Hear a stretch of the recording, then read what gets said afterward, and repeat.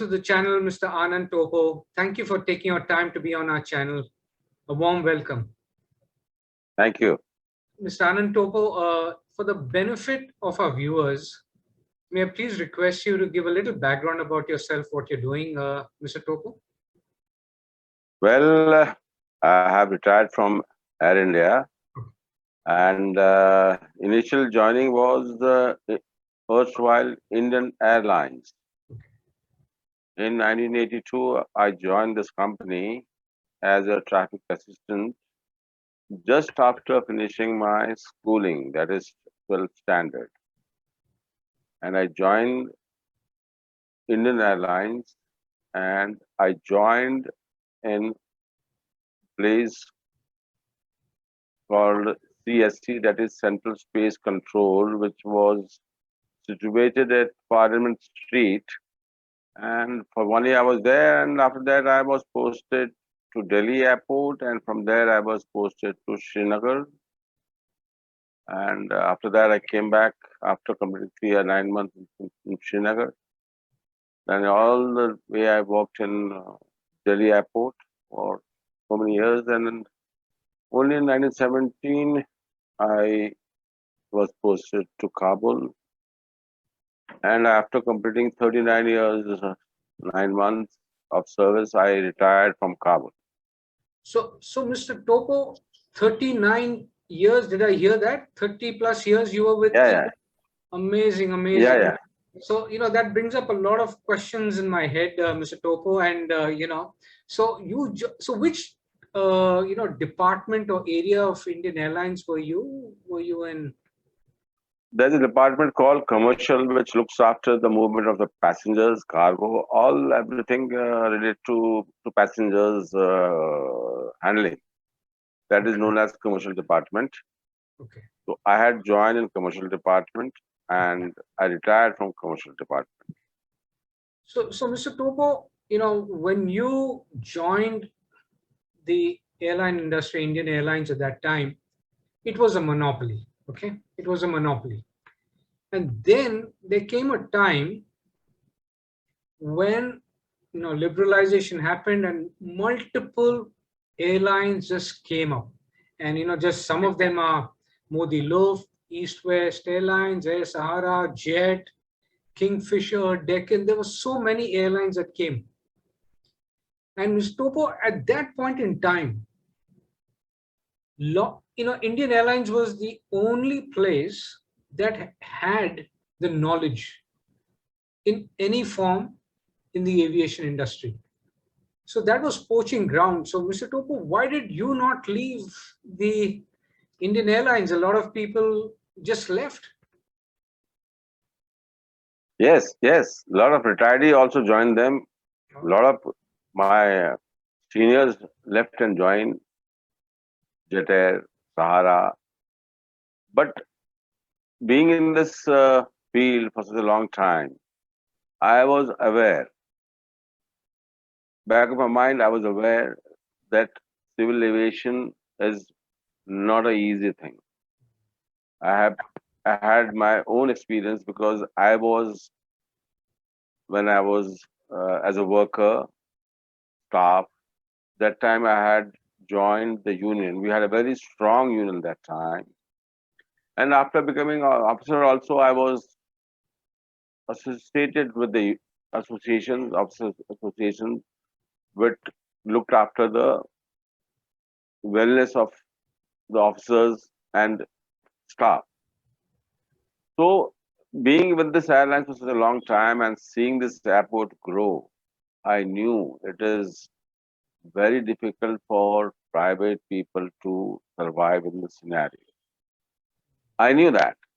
And I had never dreamed when I joined this airlines. I had a job offer in State Bank also, but I declined. And I had never dreamt, nobody had dreamt that someday this airlines will be sold to some private agencies. We had never dreamt that. So this was the reason of not leaving this company. And this company looked after us well.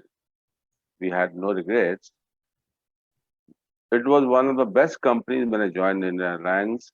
It was there were 9 companies that time, and it was Air India. Indian Airlines was one of them. We were in profits that time, and the salary was excellent. Life was good. So I knew this. That is the reason why I didn't leave this company.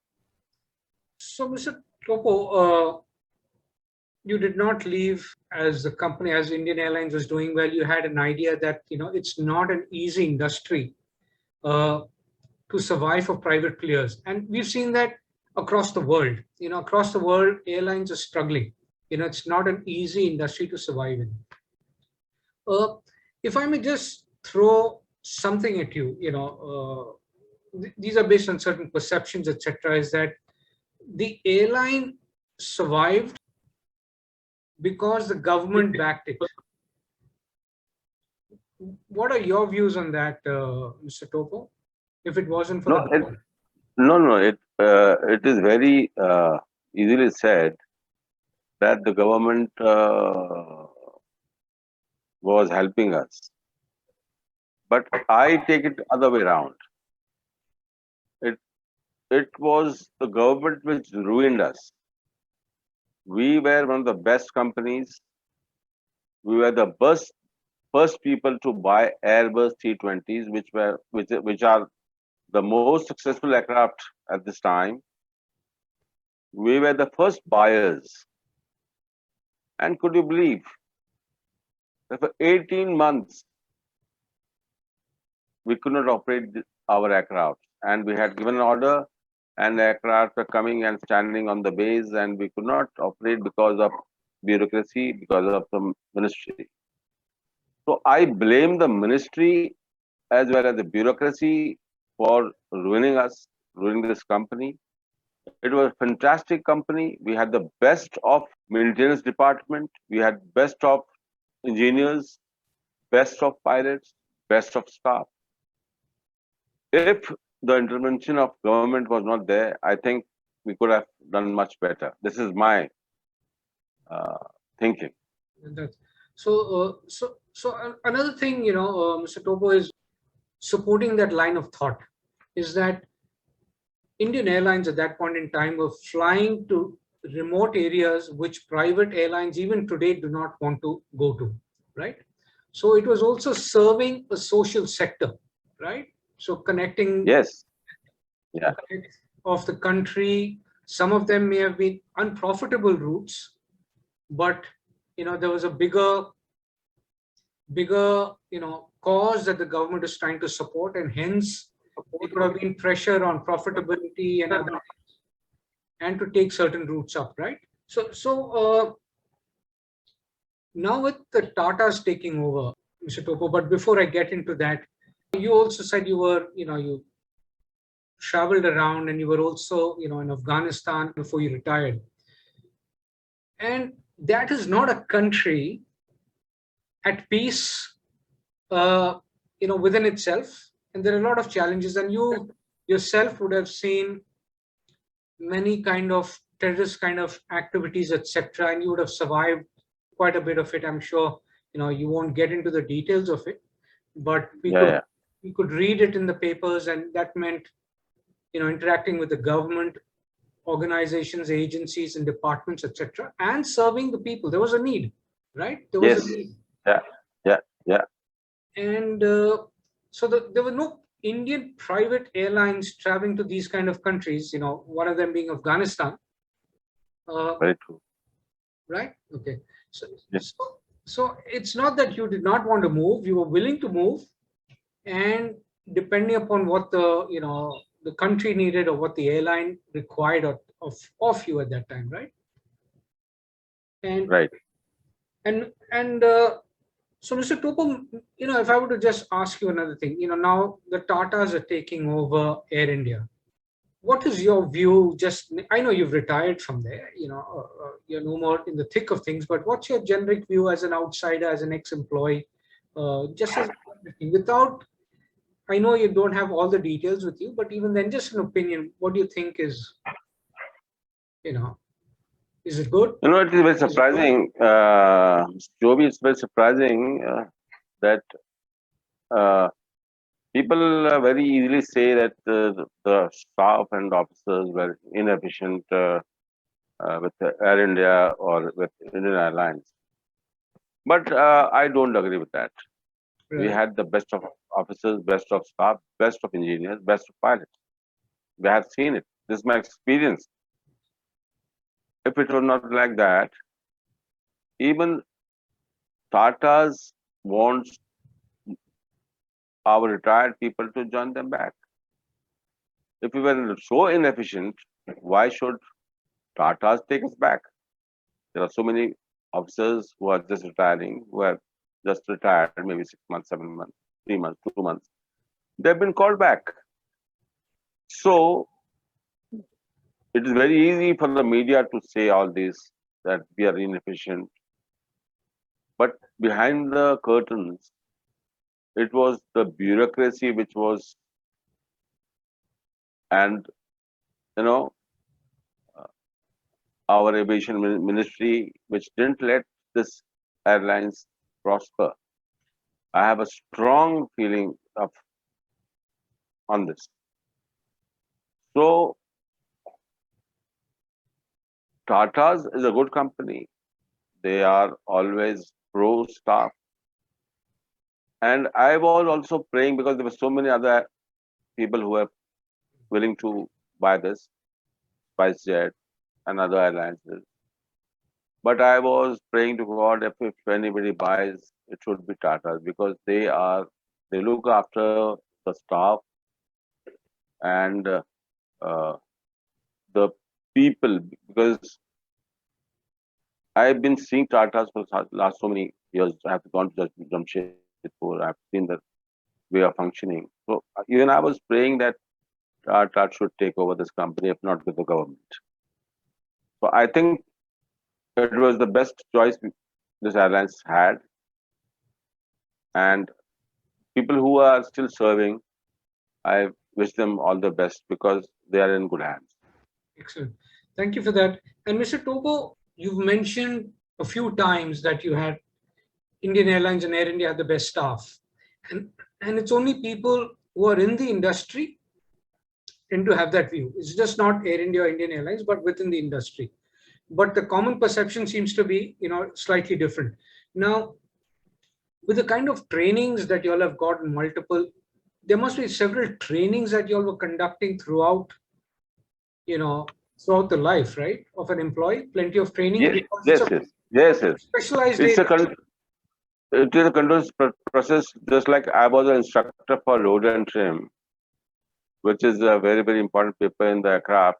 Any passenger flight, commercial airlines, there has to be a paper called trim, load and trim. And I was the instructor, and DG says they give the license for all this, and there is a very very tough kind of a test, and then viva and everything. Then only we get the license to teach. And for cargo also, we have to undergo all this dangerous goods, very important. So it is a continuous process because every year we have to renew this license, and we have to take tests of the people who are preparing load and trim sheet or who are handling the dangerous goods. We have to give them training every year. It is in the records, and every year we have to renew that. And there are spot checks where we had officers who used to go and check these papers, and the people who are preparing and the licenses were checked. So we had a very fantastic way of functioning. And this process of training was continuous every year.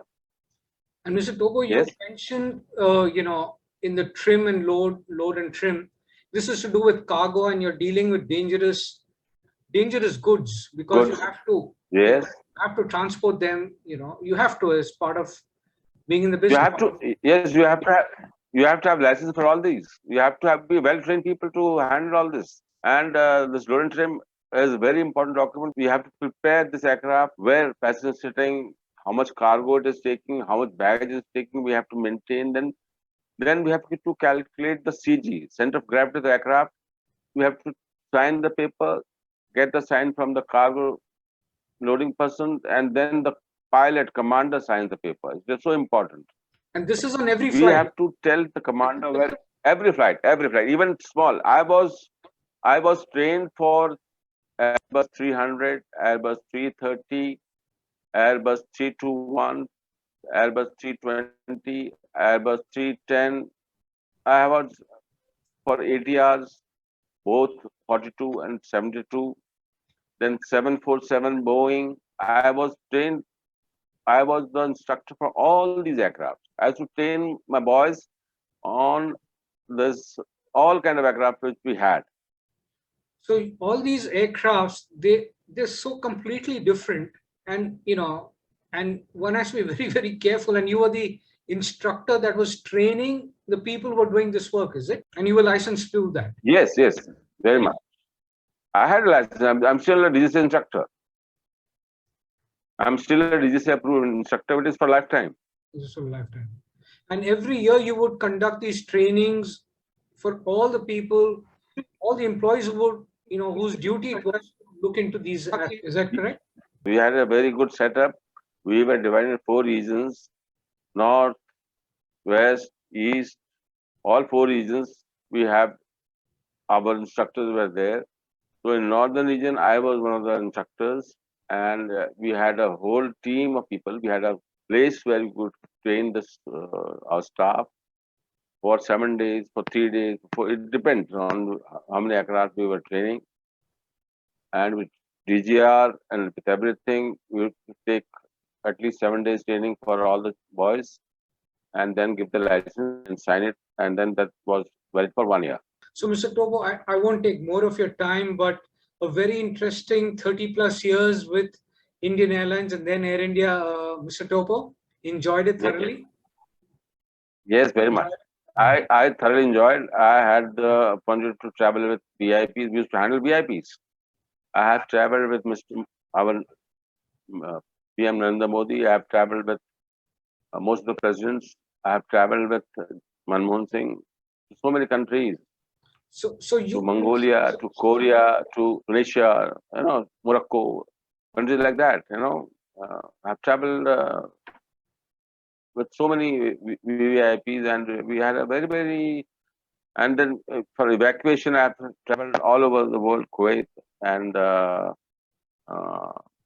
wherever we had evacuation program, we have traveled there. We have worked with the government hand to hand. So you're mentioning evacuations, you're mentioning VVIPs, and obviously this was because of the specialized, knowledge and experience. Yes. Because going to a country where we had no operations, and then starting everything again, preparing for a VVIP flight to land and take off. It was a very, very great experience I had in my life. So, Mr. Toppo, you said also, you'll fly to different countries where you don't have operations, and with VVIPs, etc. So, is that easy? Coordinating with different governments? Is that easy? What has been your experience? It's very difficult. You have to be on your toes because nothing can go wrong. But sometimes things go wrong. That is where we have to keep a cool, and we have to deal with all the odds in a professional manner. Thank you for that, Mr. Toppo. Thank you. That is nice to hear. Thank you so much, Mr. Toppo, and wish you all the very best. Thank you, Mr. Jovi. Thank you so much.